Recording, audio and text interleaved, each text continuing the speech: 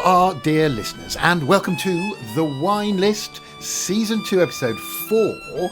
And I don't want to use the word excited because we use that quite a lot in this podcast, but we are easily excited, me and Richard. So we are quite excited with this one. It's going to be a two-parter. My name is Oliver Turnbull, and I'm joined, as ever, by the fine gentleman that I've known for a third of a century, Mr. Richard Lane. Hello, Richard. Hi, Ol. Guess what? Excited. Yes, isn't it?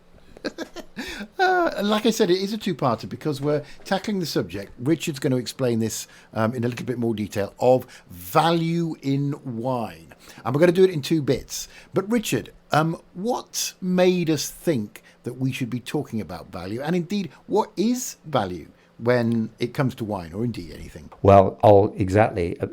It's a great question.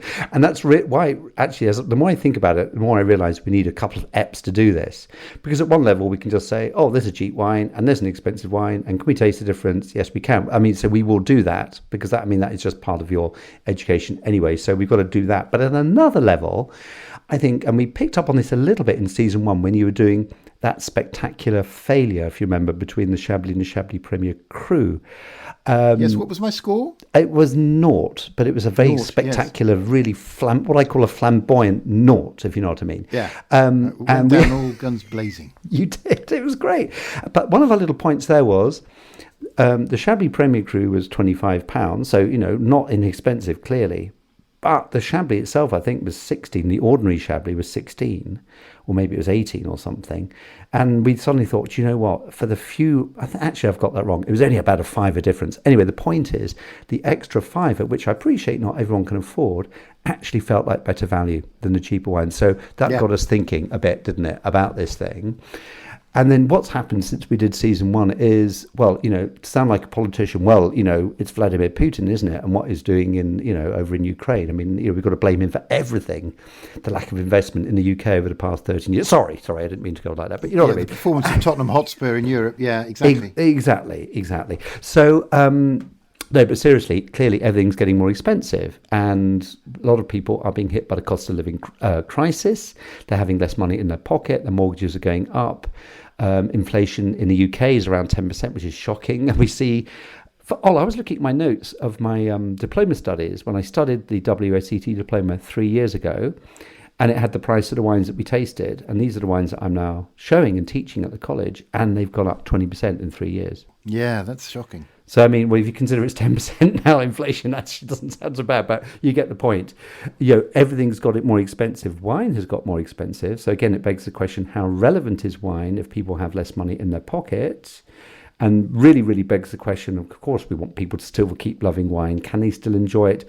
Can they find value? And value may not mean the cheapest wine around, but it might mean spending a little bit, but not much more maybe than we thought a year ago. And so can we tease out a price point, particularly in the off-trade, from wine shops, supermarkets and stuff, where we could almost reliably say, do you know what, we could find some great quality here. That could be a good thing to find out, don't you think? Yeah, absolutely. And what I feel is that I don't mind paying a decent price for a decent product, but I never want to spend £100 on a bottle of wine. I don't think I'd even enjoy it as a Yorkshireman.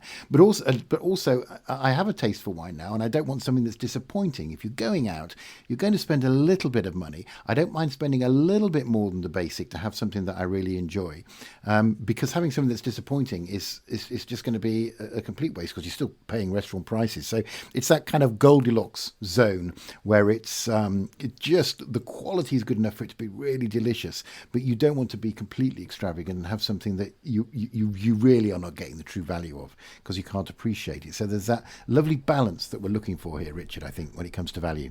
As you would say, Oliver, 100%. And the good news is, Oliver, and we'll use this in the second part of our two-parter, there's a really, really lovely guy I know a little bit called Richard Bamfield. He's a master of wine, and he is a consultant, not the buyer, but a consultant for Lidl, the supermarket chain. And of course, Lidl are what is known in the trade as a deep discounter. They offer, really, in terms of good value, in terms of low-priced goods, beans, peas, tins of corned beef and wine, actually. And, so he's agreed to chat to us about this whole concept of value and price points and stuff. So I think he might be shedding some light on this topic are. And once we've chatted to him, I think we need to whiz off to Lidl and put it into practice. So that's going to be coming up in the second part. I think that couldn't be better. I mean, not only is he an expert in value, but also Lidl is a supermarket which is, dedicated to giving people the best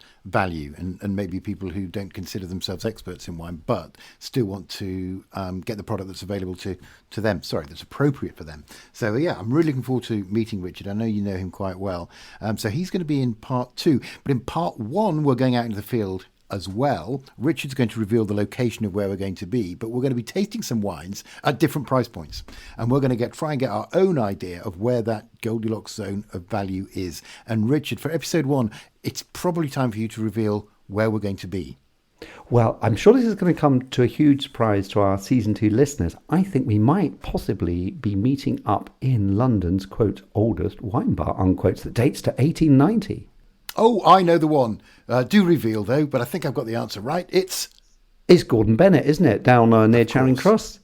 Gordon's Wine Bar. Where else? So that's where we are going to go. We are going to meet a special guest there as well by the name of Charlie Turnbull, and he is a relation. So he's going to feature as well to give us that view of the young person's palate. So part 1, off to Gordon's. Part 2, we'll meet Richard and off to a supermarket. Richard, do you think it's time for our adventure in value to begin?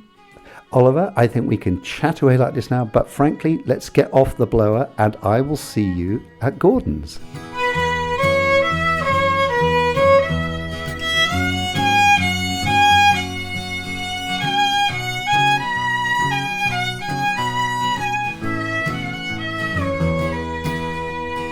So we're back in Gordon's, our favourite haunt, I'd say, Rich. Fantastic to be back here. Oh, golly, I remember when we met up in the summer, it's baking hot. I think you, or maybe we were in shorts, or maybe I've dreamt that.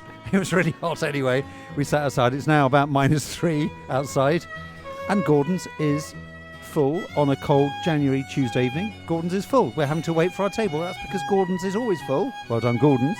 I thought we'd start with something really, really simple, because we're going to be exploring this whole important thing, which is how low can you go?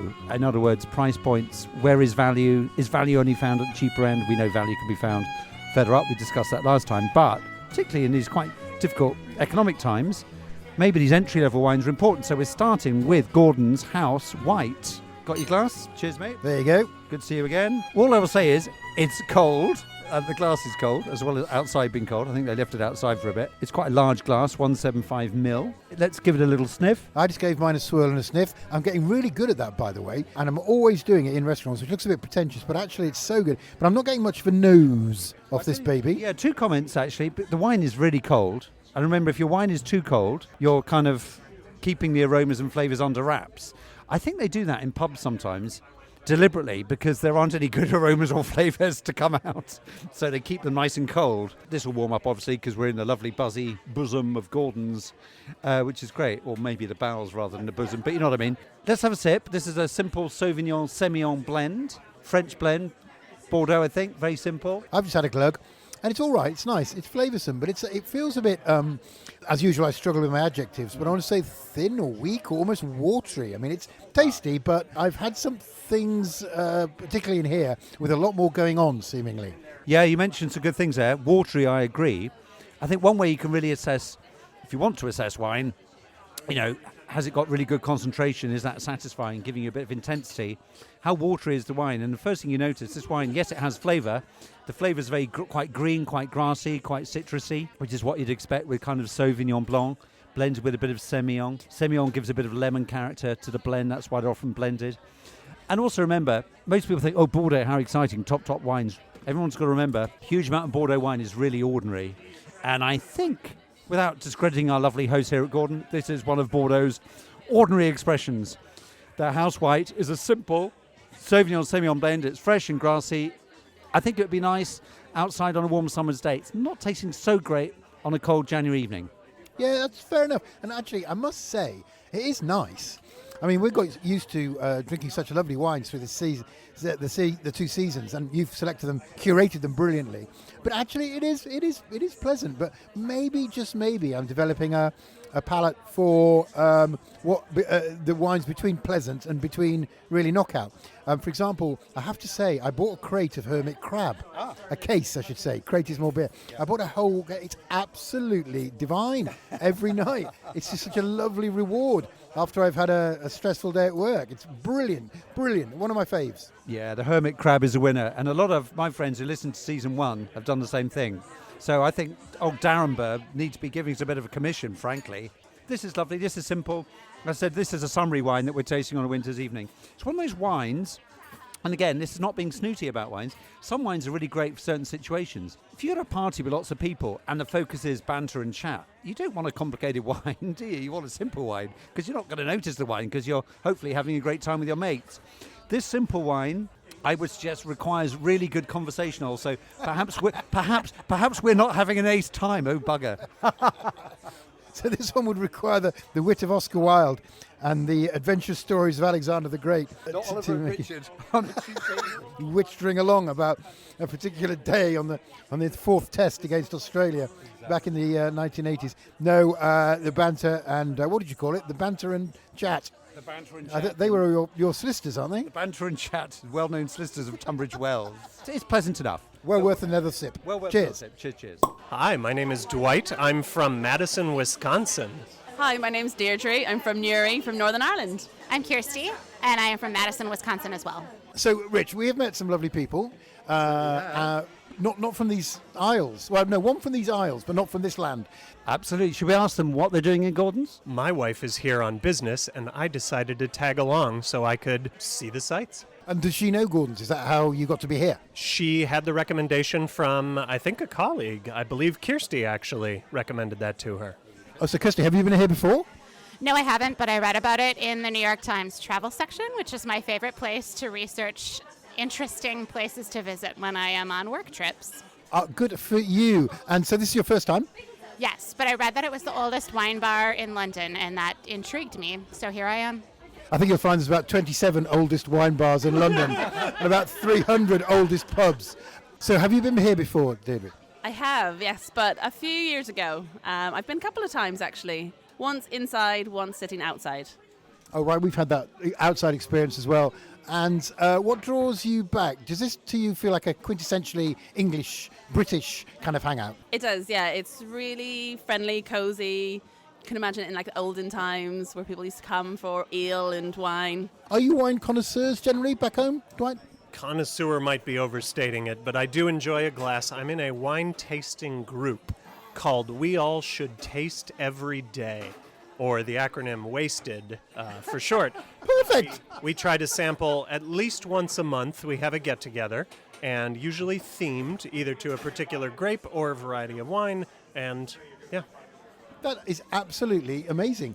Any views on the wine? What wines have we got here? Do we know? I'm having the Bordeaux, that is the Gordon's own label. I'm really enjoying it. I am not a terribly sophisticated wine drinker, but I do like that this is sort of soft and sort of well-rounded. At least that is my perception of it. I'm enjoying it. You sound a little bit like me, almost like apologetic, really, that you don't know about wine. But actually, when you come out with the adjectives you did, you describe it perfectly. And like Rich always says, who is an expert in wine, it's not just about being a real expert, it's about the whole experience, which is what the French tell us about wine. France, it's more of an experience. In Italy, similarly, in other parts of Europe. And I think that's really kind of important about making it, basically not just about the booze. Right, so here we are, other end of the scale with regards price, Rich. Yes, Oliver. It's not often. I almost felt a bit guilty when lovely Emma, who served us with our house white earlier, the Bordeaux Sauvignon Semillon blend that we thought was okay, but nothing special. She just came up and said, "Hi, Richard. Can I get you with another glass of wine?" And I said, "Please, maybe have the most expensive wine in the house." Yeah, it was like a scene from Withnail and I. It was, but I didn't quite have the conviction. Felt a bit of a middle-class twerp. Twerp, what a great word. And that's an Ian Carmichael kind of word. Ooh, hard cheese. There's a lovely hard cheese called Comté, Do you like your Comté? Yeah. Love Comté. It's my favourite. Hot cheese. It's really kind of mushroom, a bit kind of nutty. It's got a lovely nutty quality. And it comes from Burgundy. And we haven't got any right in front of us, although I'm sure we could ask for some here at Gordon's. But because we're exploring price points and more prestigious, potentially, well, certainly higher, more expensive wine. So what we have here, Ol, is a bottle of 2020 white Burgundy. Well, let me see if I can read it. It says Puligny-Montrachet. That's exactly what it says. Does it say Premier Cru or Grand Cru, or does it just say Puligny-Montrachet? No, I don't think so. But anyway, because Gevrey-Chambertin is another part of Burgundy, which produces red wines. Anyway, it's almost as if the French are putting things on their label just to confuse. They very kindly, thinking that we've bought, well, as we have bought the most expensive white wine in the house, put it in an ice bucket for us. Frankly, out she comes, because do not want this white Burgundy too chilled. White Burgundy needs to be really, it is Chardonnay grape variety, really needs to be at kind of more like almost getting towards room temperature. So if you're having your white Burgundy out of the ice bucket or fridge, it's too cold. Needs to warm up a bit to release, hopefully, we might find some interesting flavours. Let's have a look at it, Ol. Yeah, it has already, because I did a bit of a swirl and a bit of a smell, and there's so much more going on in the smell. I'm getting so pleased with myself for being able to maybe detect a quality wine from one which is a bit okay. So what can you smell? I don't want to say fruity, because it's not quite fruity, but I don't want to say earthy either. Or am I saying earthy and mushroomy? I'm not quite sure. Oh, our food's arrived as well. So, Richard has ordered the obligatory Scotch egg. Thank you, Emma. I'm very glad to say Charlie's joined us, who's my son, a 24-year-old, strapping lad, man about London, not massively versed in wine, learning a lot about whiskey. We're having some lovely times sharing whiskey at Christmas, but not so much wine. But we've given him a glass because he totally deserves it. Just give us your first thoughts. Is it tasty? Well, thank you for the charming introduction. I've given it a swirl, which seems like the right thing to do. He's actually tasting it live. That's really nice. That's really nice. I don't know exactly what I'm tasting. I don't know how it's nice, but I know it's nice. It's really, really good. So all through the seasons, Richard's been sort of trying to teach me how to describe the taste of wines and appreciate it more. And I have started to appreciate it more, but it's very difficult to think of the adjectives. Richard will say something like slaty, and you'll go, yes, I suppose it is really. Because I think that's the other thing as well, where it's sort of influence, I think, sometimes. Where if someone says, oh, that's strawberry tones, then I'm looking for the strawberry. I feel like I'm very much looking for what I've been told to look for. When apparently I think wine's a lot more about just yourself and what you taste and how it makes you feel and what your kind of comes to mind when you're drinking it. That's really important too. I don't want to comment. Oh, give me your comment first, because is there anything generally about this wine, Ol, that you think is different to the first wine? Well, definitely. I mean, temperature notwithstanding, there's so much more on the nose than the first one. And what I'm really kind of happy about is the fact that I'm pretty sure if you'd put these two glasses together and I tasted both of them, I'd have picked out the quality wine. No, it's definitely not fruity. It's much more earthy. I don't know why I want to say slaty, but I don't think that's quite right. A few things going on here. As a general point, compare with the house white, which was a little bit watery. Do you remember? There's nothing watery about this wine. Yeah, there was another thing that this wine isn't, actually, but it's another thing that the Hermit's Crab that I really love now and has become one of my favourite wines had an oiliness to it, which I quite like. Yeah. This one doesn't seem to have that. It seems to have a much more fresh sharpness to it, but it's nonetheless delicious. You see how difficult this is, Charlie? It is. Do you ever run out of words when you're doing like a long tasting? It's just, there must be only so many ways you can... Well, it's a good point. There are lots of ways of doing it. When you study it formally, which is what I do, I teach it, you kind of have a lexicon that you're sort of supposed to stick to, which sounds a bit reductive and a bit restrictive. Generally speaking, with a white wine, you're thinking, can I taste fruit? Is it fruity? And there is some fruit here. This is Chardonnay. Unlike Sauvignon Blanc that we tasted earlier, which is much more aromatic, fresh, herbal, Chardonnay's a bit quieter. Do you remember our Chablis Premier Cru, Ol? Very, very much so, and I've had some since. Happily. To be honest, and it relates to climate, and Burgundy isn't the hottest wine place in the world, eastern France, tend to get things like apples and lemons, but that doesn't make a wine necessarily exciting. You can make a very simple wine from apple and lemons. So with this wine, which does have apple and lemony qualities, there must be other things going on, which there are. And it's, first of all, there's a real lovely intensity. There's nothing watery about the wine. So there's like a concentration of fruit, which suggests that the grape ripening has been done incredibly well.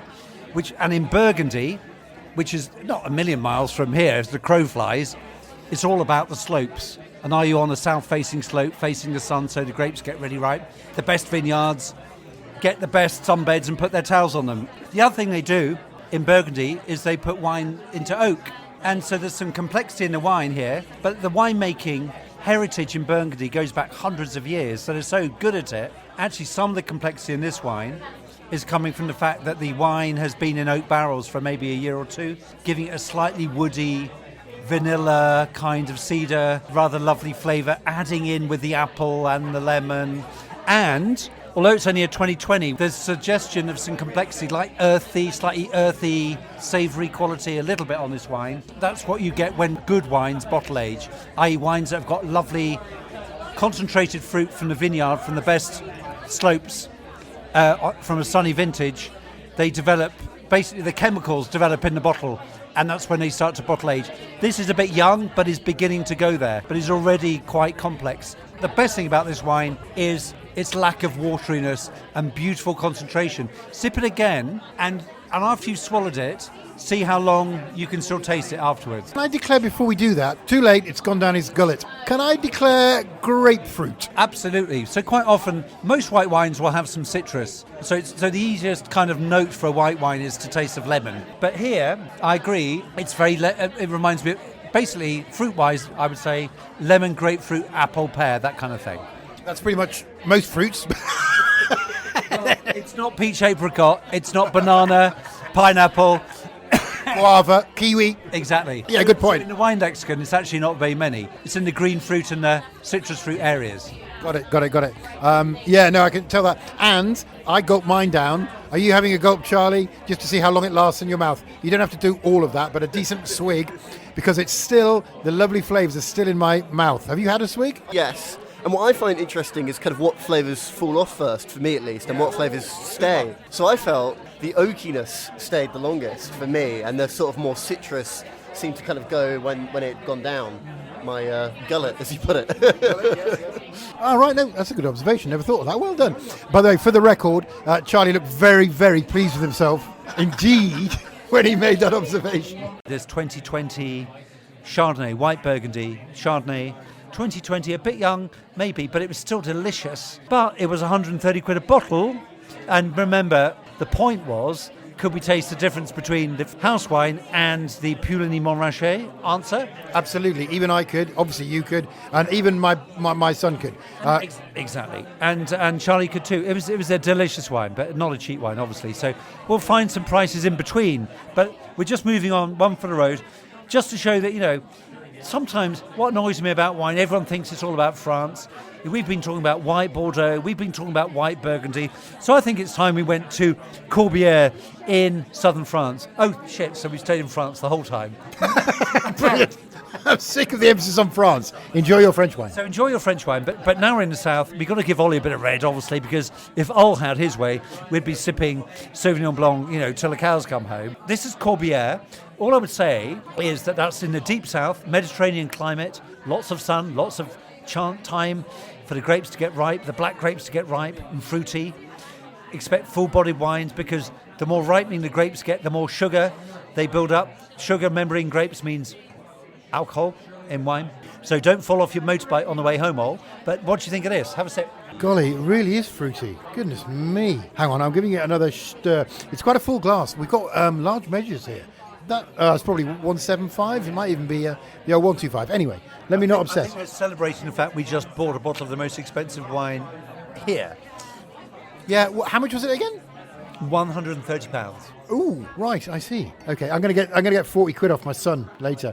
I know he's poor, but hang on. Oh, golly, that is so deep and rich. Rich is taking a sip. I'm going to take a sip now. Oh, I just love it. Oh, I don't even like red wine, but that has got everything. Everything. Oh, and okay, let me just put myself on the line and say, not too tanniny, but there's some tannin shit going on there. Great comment, Ol, because the reason Ol loves this wine is that there aren't too many tannins going on. Most punters don't want to be confronted by high levels of harsh tannins attacking their gums. They want a fruity wine that's got a bit of structure, but the structure's not dominating the wine. And here we have a lovely fruity wine, black fruit, black cherries, plums, red plums, plums and cherries, but really lovely concentration. We'll check the vintage out, but actually, this far south in France, vintage variation is less because it's hot every summer, not like northern or central France where, it depends on, it's a bit like the test match, when it gets rained off, some seasons it does, sometimes it doesn't.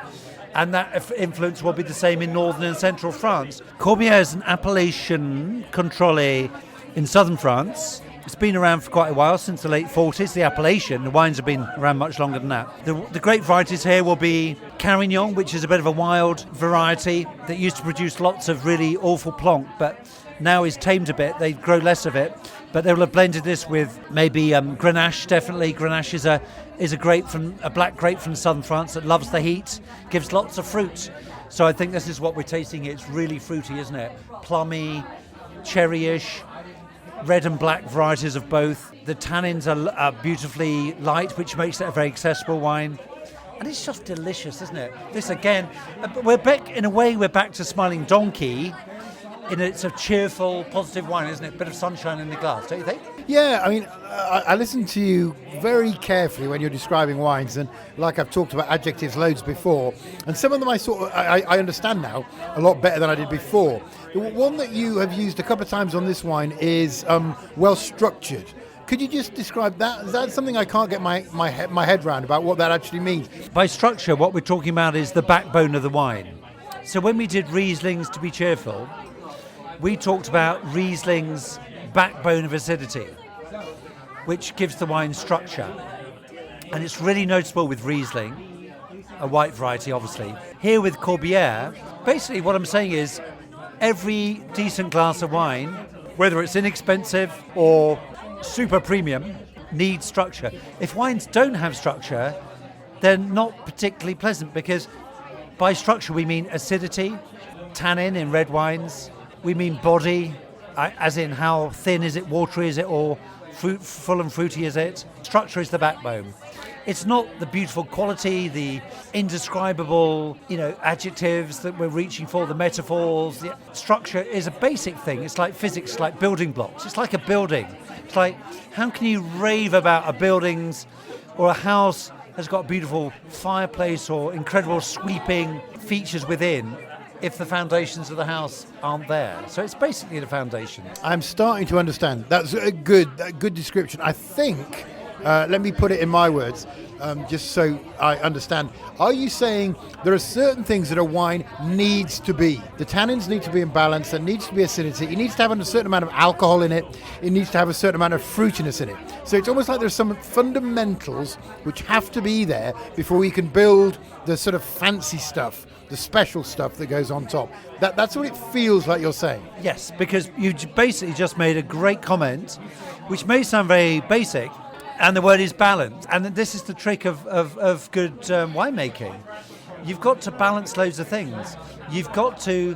Acidity is really important structurally to make a wine palatable, but too much acidity is unpleasant.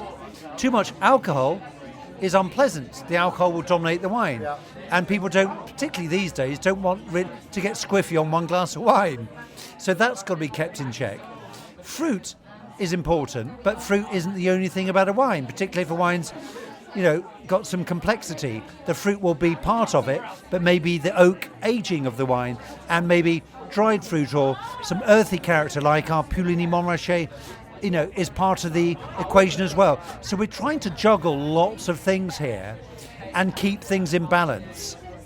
And so that's what we're talking about by structure. And you remember when we talked about Riesling, I mentioned how Riesling, because it's grown in Germany, which has a very cool climate, the cooler the climate, naturally the higher the acidity in the grapes. If you've got high acidity in grapes, you need to balance it, as they do in Germany, sometimes with sweetness, which is why we tasted off-dry, medium-sweet wines in our Riesling Ep. That was a balancing act.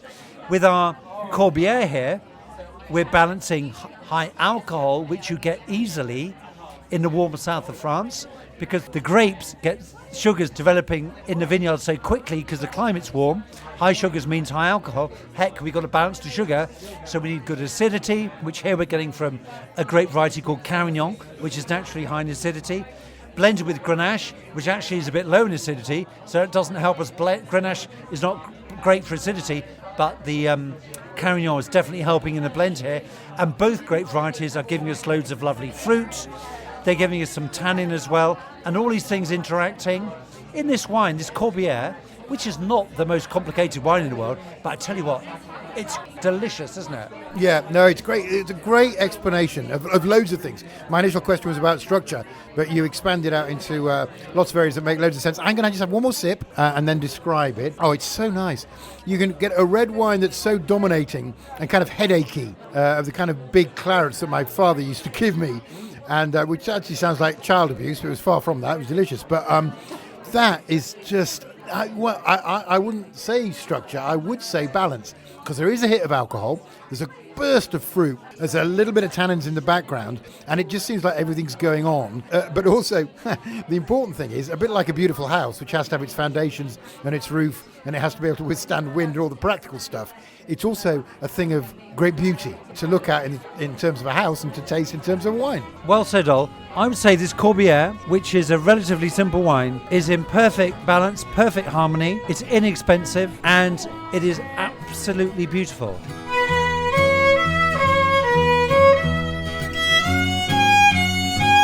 So what we've done there, I think, in the three wines we've tasted, we've been quite lucky, really, because we are looking not necessarily for the most, we're not even looking for the best wine, we're looking for value for money. And we may have found that sort of Goldilocks zone where, no, this is not a cheap wine.